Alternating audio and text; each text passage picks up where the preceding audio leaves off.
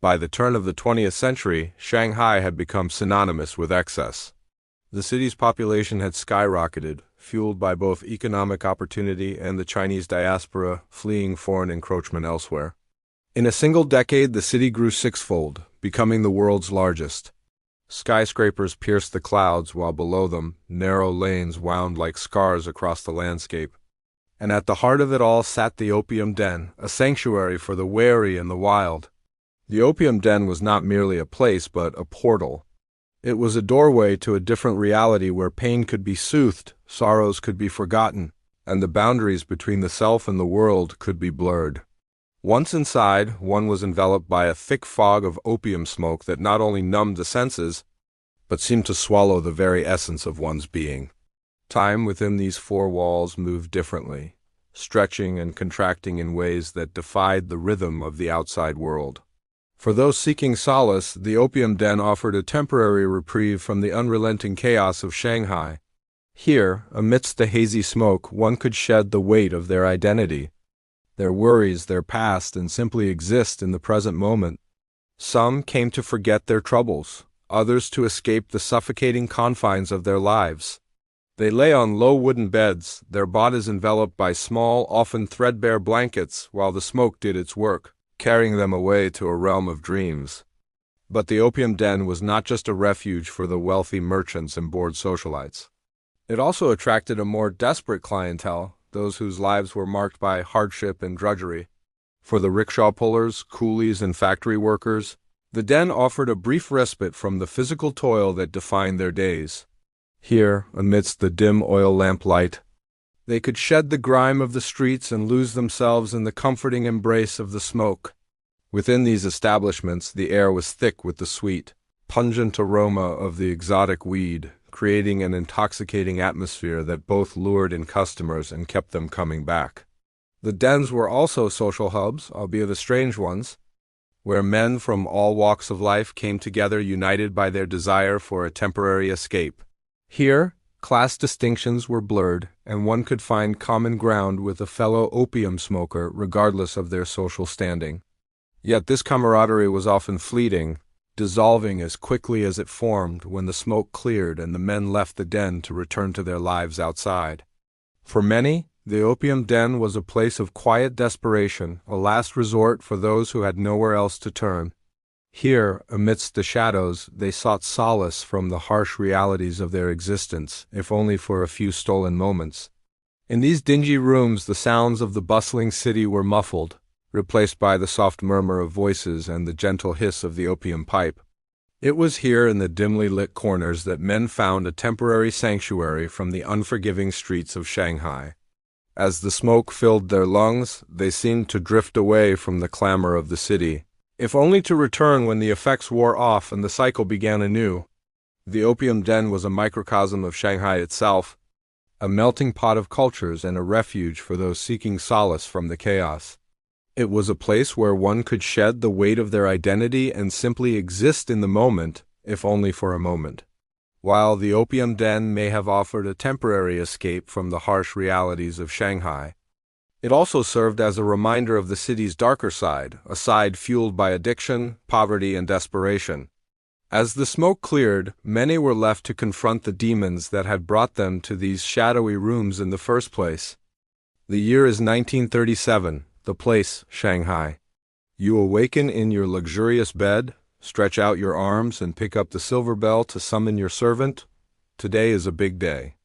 You have deals to make, fortunes to gain in the casino, and there's no time to waste. You need your opium fix. But long before the first pipe was lit in Shanghai, opium had already traveled thousands of miles. Originally, it was used as medicine in China for centuries. Small amounts were prescribed by doctors to ease pain or help with sleep. But in the 18th century, the British East India Company began producing opium in India and selling it in massive quantities to China. Demand skyrocketed, and the drug shifted from being a rare remedy to a daily habit for many. By the mid-1800s, Shanghai had become one of the busiest ports in Asia, and with the opium wars forcing open Chinese trade, the city was flooded with the drug. Ships that once carried only tea, silk, and porcelain now unloaded chests of raw opium, too sticky, Dark brown lumps that would soon be heated, rolled and smoked in every corner of the city. At first, opium dens were small, discreet places tucked away from watchful eyes. But as demand grew, they became bold, neon-lit establishments in the foreign concessions, operating openly and attracting customers from every social class.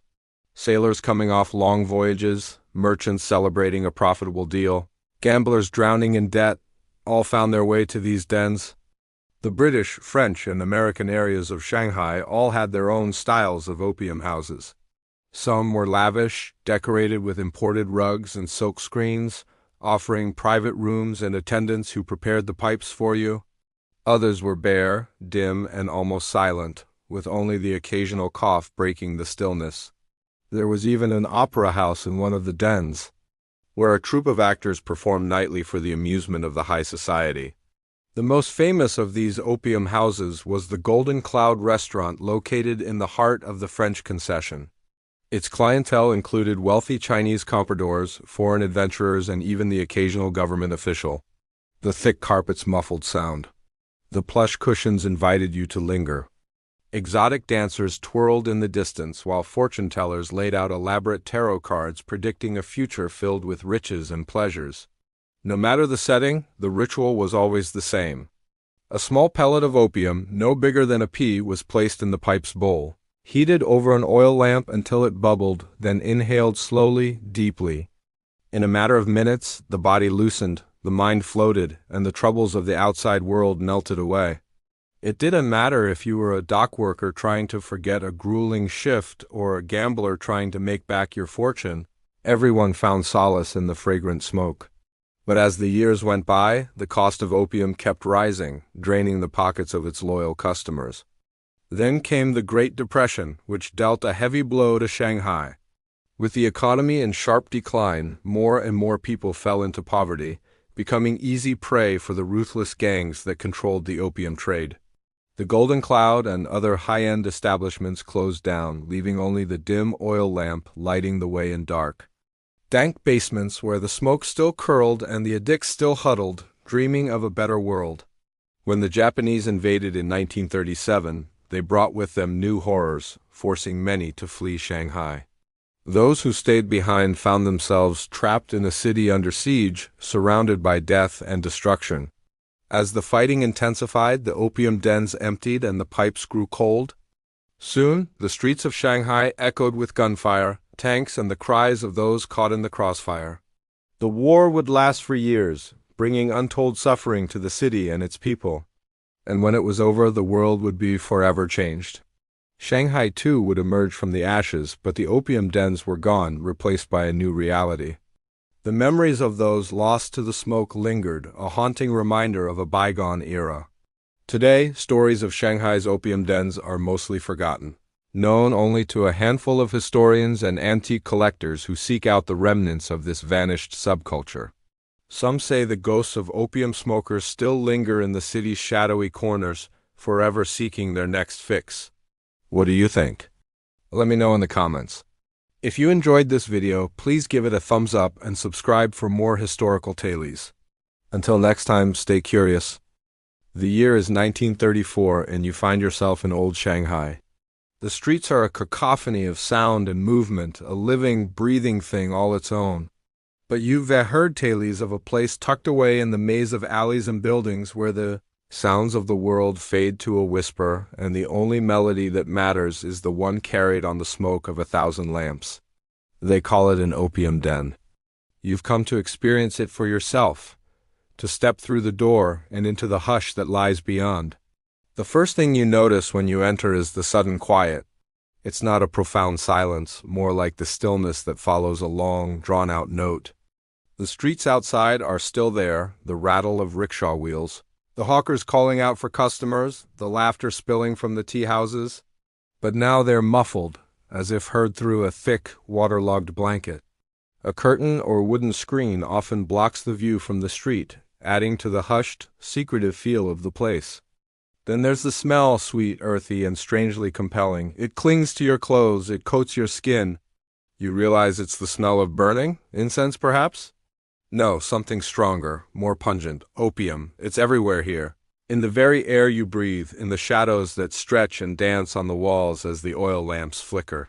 It's in the way the light filters through a gauzy window, painting stripes of gold on the worn wooden floor. And then you see them, the patrons, the men and women who've come to lose themselves in the embrace of smoke and shadows. Some are foreigners, jaded adventurers, or curious tourists. Some are locals, coolies with dirt under their fingernails, or silk merchants with knowing smiles. All of them are seeking solace, oblivion, or maybe just a moment's escape from the harsh realities of life in 1930s Shanghai. The floor is raised, lined with low wooden platforms, each one covered in a woven mat.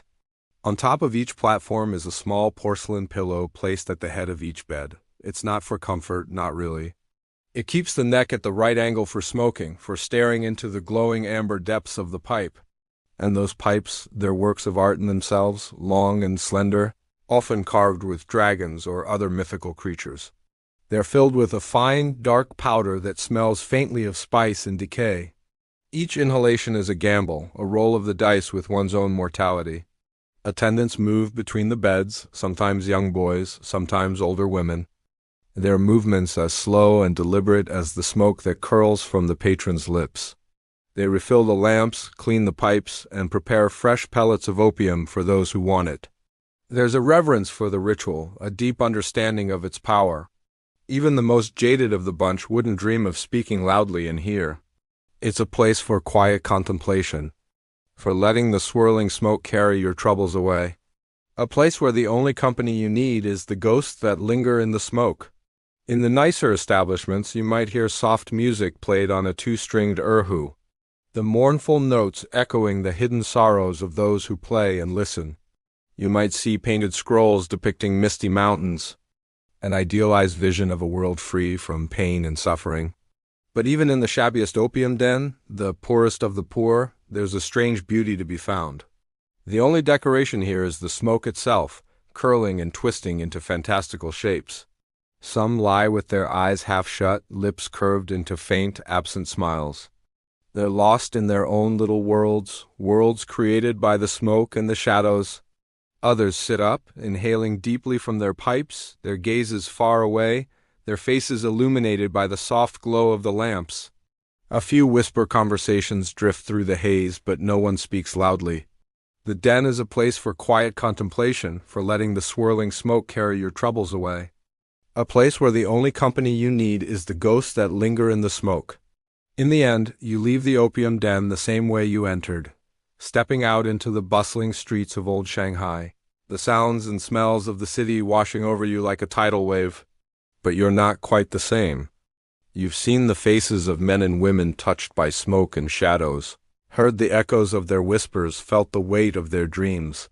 And in the quiet moments that follow, you'll remember the hush of the opium den and wonder what it means to lose oneself in the smoke.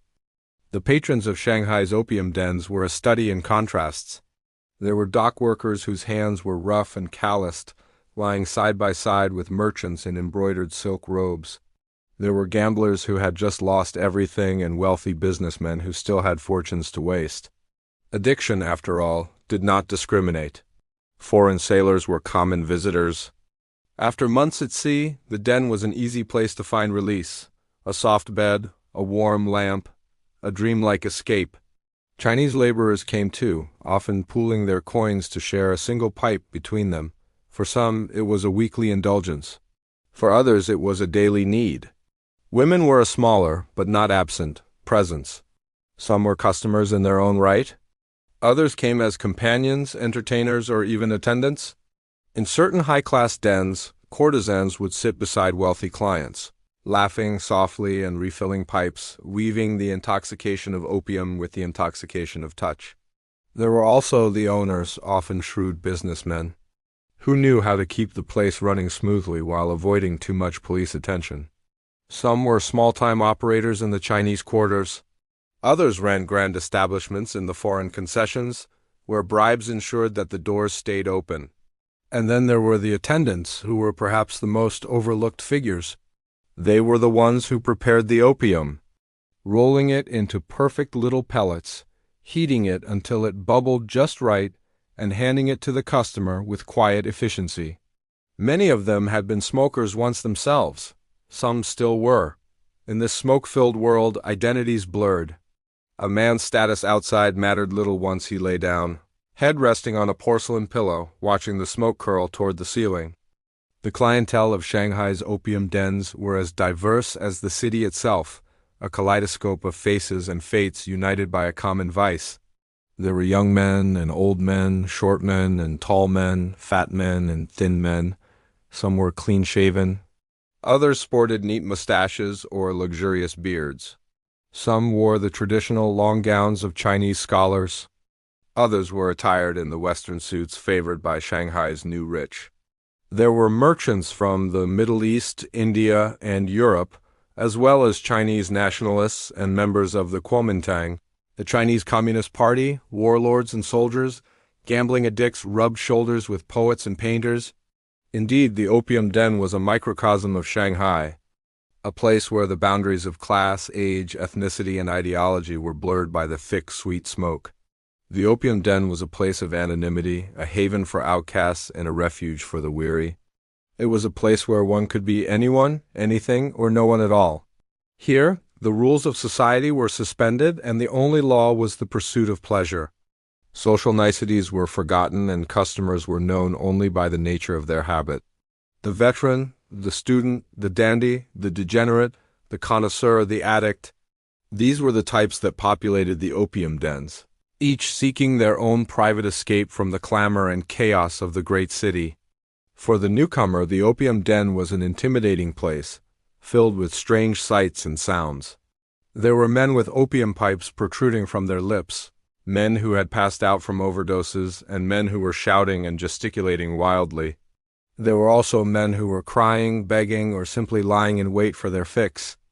Despite the chaos, there was also a strange sense of order to the opium den.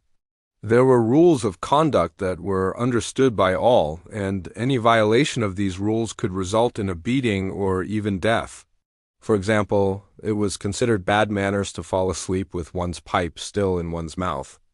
And it was also considered rude to pass the pipe to someone of lower status without first offering it to someone of higher status. Furthermore, it was never wise to bring outsiders into the den, nor was it advisable to steal or cheat. Most importantly, it was crucial to pay one's debts, both to the den and to the other patrons. Opium debt was a serious matter, and failure to repay could have dire consequences. In fact, many of the attendants and helpers in the opium den were individuals who had been enslaved by their own drug debts. Despite the dangers, many people, both foreigners and Chinese, were drawn to the opium den. For some, it was a way to escape the hardships of life in Shanghai, a city that was rapidly changing and full of uncertainty. For others, it was a way to seek thrills and excitement in a city that was known for its glamour and excess. Whatever the motivation, the opium den was a place where people could let down their guard and be whoever they wanted to be. It was a place where they could forget their troubles and indulge in the pleasures of the flesh, the fix, and the fantasy. And in the heart of Shanghai, amidst the towering buildings and bustling crowds, these dens of iniquity flourished. They were a testament to the power of addiction and the allure of the forbiddance. A reminder that in the darkest corners of the city, the human spirit could be broken and remade in the most unexpected ways. It was a custom in those days for men to smoke opium in pipes. Ah, yes, the swirling blue smoke that curls and eddies, obscuring the features of men and women engaged in its fragrant embrace. They sit cross-legged on the floor, lost in the timeless ritual of inhalation and exhalation, oblivious to the passage of time. This was not like lighting a cigarette or taking a quick drink. No, smoking opium was a ritual, a slow, deliberate process that demanded both skill and patience. First, the opium itself had to be prepared. A small ball, about the size of a pea, was taken from a jar and placed on a metal needle. It was held over the flame of an oil lamp until it softened and gave off a faint, sweet aroma. Then came the shaping, rolling the opium into a smooth pellet and inserting it into the hollow bowl of the pipe. The bowl was held over the lamp again, and the smoker would inhale gently, drawing the heat through the opium until it bubbled and released its thick, aromatic vapor. I remember the first time I smoked opium. The room was dim, lit only by the soft glow of oil lamps and the red, flickering light of candelabers. I sat cross-legged on the floor with a group of men, all of us lost in the swirling smoke. The pipe was passed to me, and I took my turn. I inhaled, and the smoke filled my lungs. I could feel the warmth spreading through my chest, loosening my muscles, slowing my breathing. It was like nothing I had ever experienced. The world around me faded away, and I was left in a state of peaceful tranquility. It was as though the cares and worries of everyday life had been washed away, leaving me free to simply exist in the present moment. Each inhale brought me deeper into this state of relaxation, and I found myself completely absorbed in the ritual.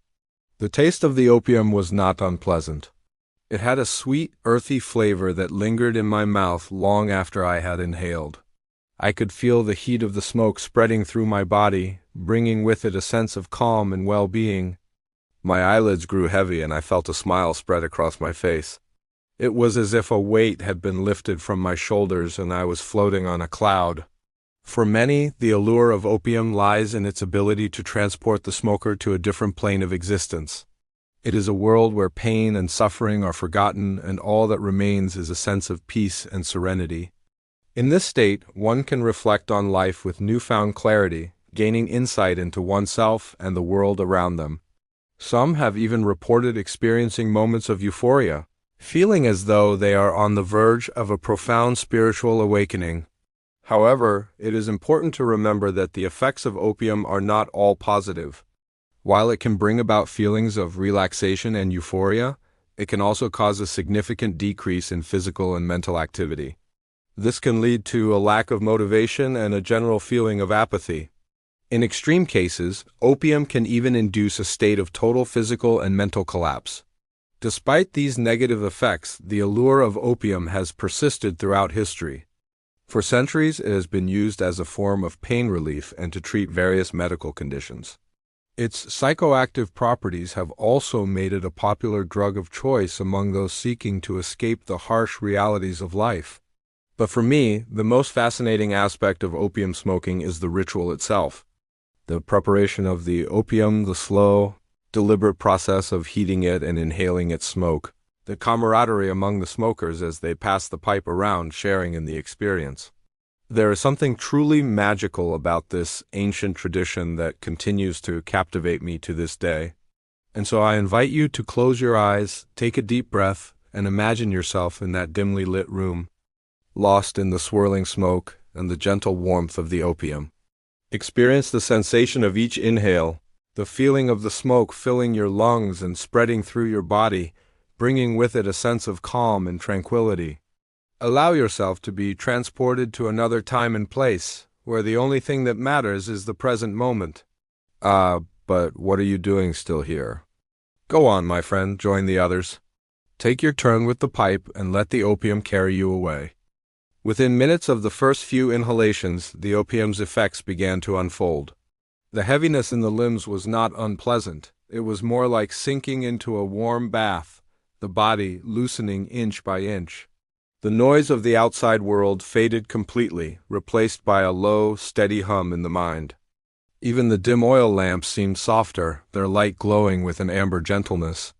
Some smokers lay back with eyes closed, drifting through half-formed dreams that came and went like waves. Others kept their eyes open, gazing at nothing in particular, their thoughts wandering far from the crowded streets of Shanghai. The opium den was one of the few places in the city where men of different ages and social classes could come together without consequence. A young street hustler could share a table with a silk merchant, and neither man would bat an eyelid. In the haze, such distinctions seemed meaningless. In the haze, everything seemed possible. Once inside the den, the owner would offer each newcomer a small cup of hot water, sweet with brown sugar. Most refused, knowing that water had the power to extinguish the opium's embrace. But some, especially the desperate or the curious, accepted. In that one simple act, they prolonged their stay in the den, deepening the opium's hold over them. Time itself seemed unreliable in this place. A minute might stretch into an hour might vanish in a heartbeat. The dens encouraged this timelessness. There were no clocks on the walls, The attendants never hurried anyone. If a client wanted to lie there for half the night, they could, as long as they could pay. For the wealthy, this meant entire evenings spent in a state of floating ease. For the poor, it sometimes meant staying until the last coin was gone. From time to time, the haze would lift slightly, revealing the room's shabby grandeur. The high ceilings, the peeling paint, the faded silk curtains. The rich came to these dens for the very same reasons they flocked to the casinos and theaters, for the escape, for the chance to shed their usual selves and be anonymous for a while.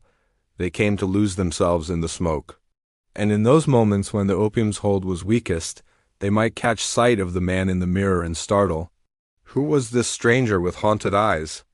Or perhaps they wouldn't startle at all, but would look closely, really look closely for the first time in years and see a truth they'd been hiding from. Then the opium would pull them back, wrapping its tendrils around their limbs, around their thoughts, dragging them under once more. Occasionally, a burst of quiet laughter would ripple through the room. A joke told softly between two old friends. A gambler recounting a near win. But even these moments faded quickly as if the smoke swallowed them whole. Conversation was not the main purpose here. It was a side effect, like the slow blink of tired eyes. Sometimes a new arrival would sit down and begin to talk, unaware of the looks being directed at him, the looks that asked him to lower his voice, to remember where he was.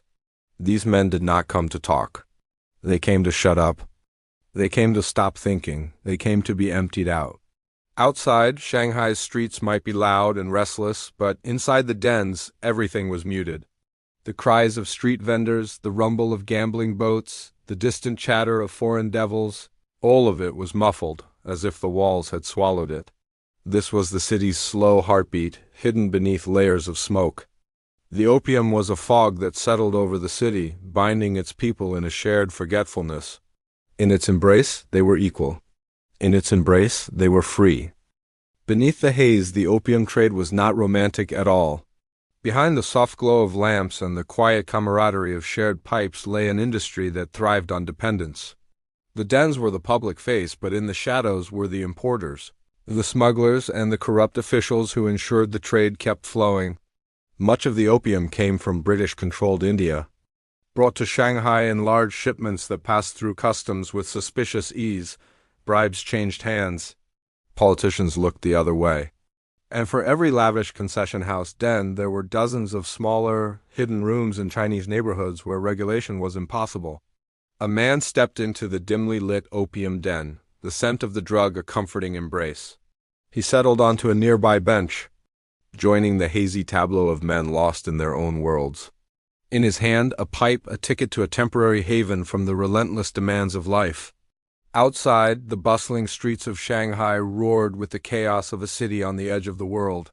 Here, within these four walls, there was only the soft hiss of the pipe and the gentle lull of voices tinged with opium-esque embrace. For a moment, the weight of the world lifted. In this den, he was just another face, another nameless soul seeking solace. But the comfort was fleeting. For every man who found temporary peace in the haze, there was a family torn apart by addiction, a life wasted away in smoke. The opium trade was a cruel game, one played out in the shadowy corners of society, preying on the hopes and dreams of those caught in its web. The new Shanghai, a city of dazzling lights and towering ambitions, stood as a testament to China's resilience. Yet beneath the shimmering facade, a darker story unfolded. The dens were merely the tip of the iceberg. Behind them, a vast underworld thrived. Opium, once a luxury reserved for emperors, had become a scourge, seeping into the very fabric of the city. As the night deepened, the den's hushed whispers carried tales of woe and despair, each puff on the pipe, a gamble with fate. The smoke, a veil hiding the desperation that lurked beneath. In this city of contrasts, where fortunes were made and broken, the opium dens offered a dangerous solace.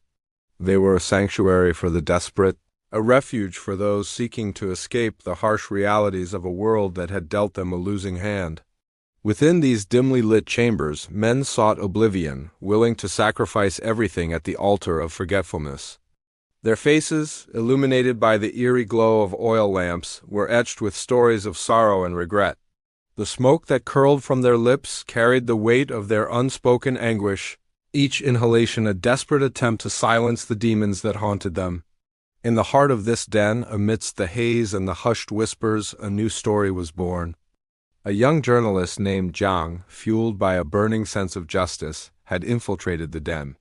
His mission, to expose the sinister underbelly of the opium trade.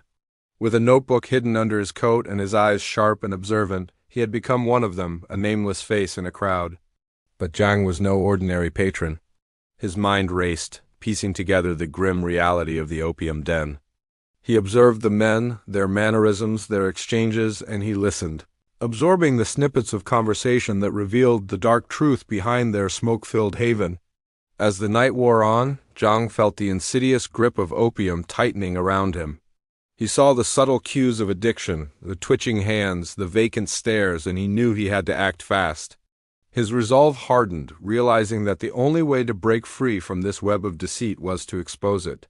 With a newfound sense of urgency, Zhang began to write, his pen scratching furiously on the paper, his words forming a scathing indictment of the opium trade and those who profited from it. In the shadowy corners of the den, deals were struck and lives were ruined. The air thick with the stench of stale waste and despair, whispered conversations revealed the true nature of the trade. Zhang listened intently, gathering information that would shatter the city's complacency. The patrons, he learned, were not just nameless addicts, but influential figures who had allowed the opium trade to flourish. Among them were corrupt officials, greedy merchants and foreign businessmen who turned a blind eye to the suffering they caused. As dawn approached, Zhang slipped out of the den, his mission temporarily accomplished. He had the evidence he needed to expose the rot that lay beneath Shanghai's glittering surface. But he knew this was just the beginning. The fight against the opium trade was a dangerous one, and he had placed himself squarely in the line of fire. Shanghai in the early 20th century was a city on the precipice, caught between the allure of progress and the shadows of its past. Skyscrapers pierced the clouds, yet beneath their imposing heights, the ghosts of tradition lingered. The opium dens, shrouded in secrecy, were a stark reminder of the city's internal struggles. They were battlegrounds where old habits and new aspirations clashed. Within these dens, the past and the present intertwined in a toxic embrace. The smoke-filled rooms echoed with the whispers of ancient rituals, while the huddled figures sought solace in the familiar rituals of the opium high. As Zhang walked the bustling streets of Shanghai, he was acutely aware of the city's internal conflict. The vibrant markets and neon-lit clubs were a testament to its drive for modernity. Yet the lingering aroma of opium suggested a different story. He sensed the city's struggle to shed its historical baggage and forge a new path forward. With each step, Zhang felt the weight of his mission pressing down on him. He knew that exposing the opium trade would not be enough. He had to ignite a movement, a collective cry for change that would shake the very foundations of Shanghai. He envisioned a city free from the clutches of addiction, where progress and enlightenment reigned. But to achieve this vision, he needed more than evidence. He needed allies, voices that would amplify his own and together stand against the darkness that threatened to engulf Shanghai. By the early 20th century, a wave of reform began to sweep through China. Anti-opium campaigns gained momentum and both Chinese and foreign authorities began to take action. In Shanghai, raids on dens became more common. Some were closed permanently. Others simply moved to new locations, reopening within days.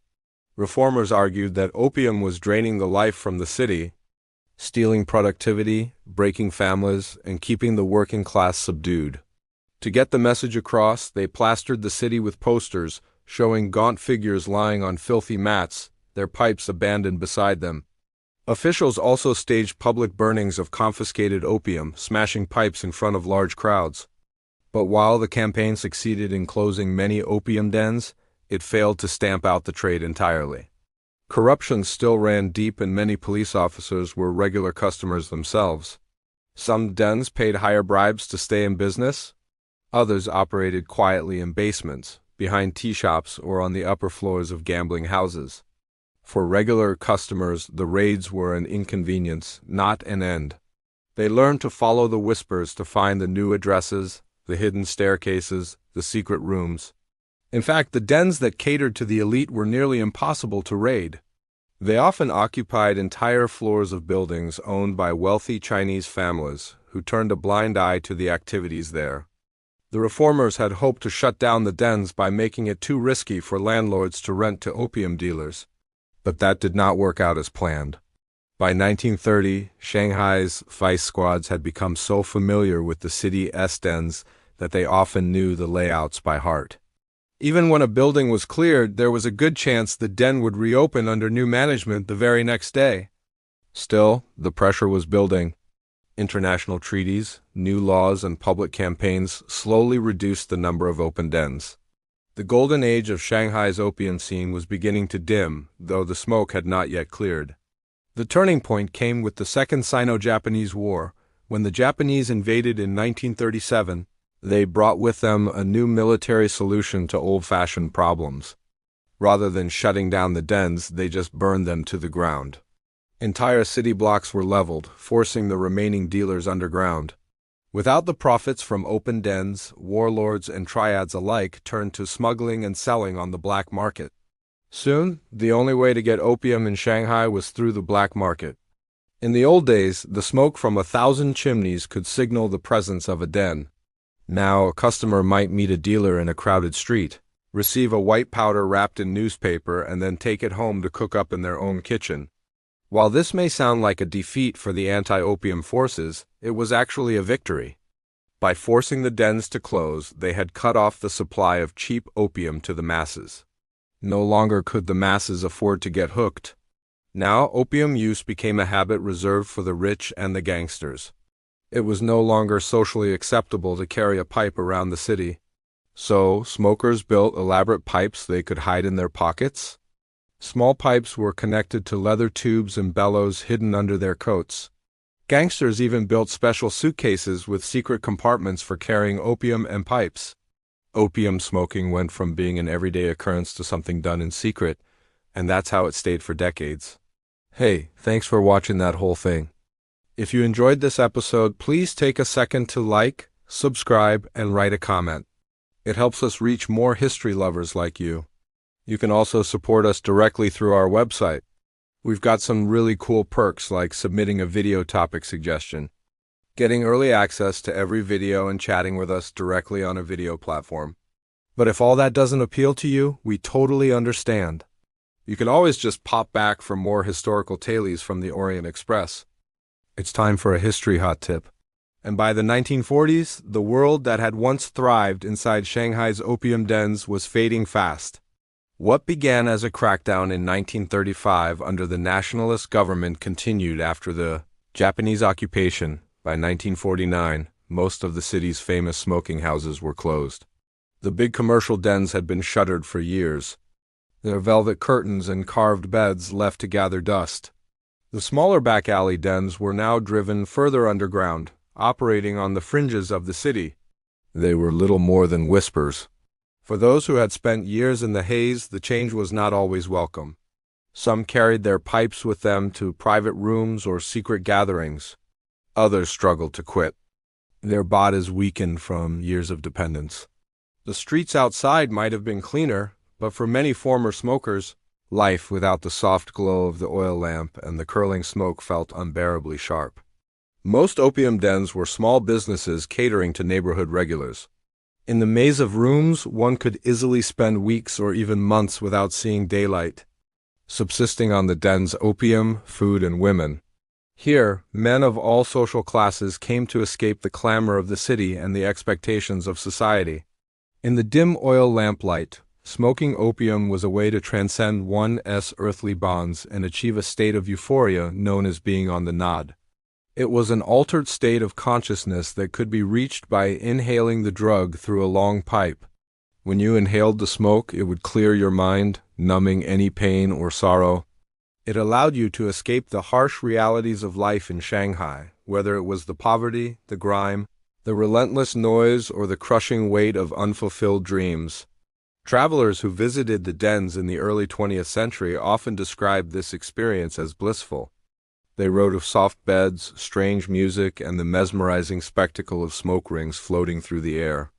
But of course, this was only half the picture. While some patrons did drift into blissful unconsciousness, others became agitated, sometimes lashing out at fellow smokers or the den's attendants. Opium dens were infamous for the fights that broke out among the patrons, sometimes ending in bloodshed. There were also the sleepers, men who smoked so much opium that they never woke up. Their bodies slumped over their pipes, forever frozen in the act of inhalation. This could happen within minutes and was just as sudden as it was inevitable. A cough, a gush of blood, eyes rolling back, and then stillness. These were the sad and gruesome sights that the travelers rarely wrote about. After the nationalists came to power in 1927, they made it their mission to stamp out opium dens. They closed down many of the city's dens and arrested their owners. The smoke that had once drifted lazily through the streets of Shanghai was now being replaced by the exhaust fumes of Western cars. But as the travelers noted, the crackdown didn't stop people from smoking opium. It just drove the dens underground. Many of these illicit establishments were located in the city's Jewish and Christian communities, which made them targets for the nationalists who accused foreigners of being imperialists and running these dens to ensnare the Chinese youth. Shanghai's Jewish community, already targeted by the regime, was devastated when many of their businesses and homes were destroyed during the Xi'an episode in 1927. Though the smoke cleared eventually and life went on, the damage done to the Jewish quarter was immense, and many families were forced to leave Shanghai. When the Second World War broke out, the Japanese took over the city and banned opium use. As foreign powers fought over China, Shanghai became a battlefield. Homes and shops were destroyed, lives were lost, and the future of the city looked uncertain. After the war ended, the Chinese Communist Party took control of Shanghai and again made the eradication of opium dens a priority. By the end of the 1940s, the opium dens that had once dotted the city were gone. The pipes were cold, the beds were empty, and the smoke had cleared. The buildings still stand, but today they house different businesses or are home to ordinary families. You can almost feel the echoes of the past in their walls, the whispers of men who once gathered here to escape the world. Now, this is all that remains of the opium dens of Shanghai. If you want to learn more about the history of opium, check out our podcast. Thanks for watching.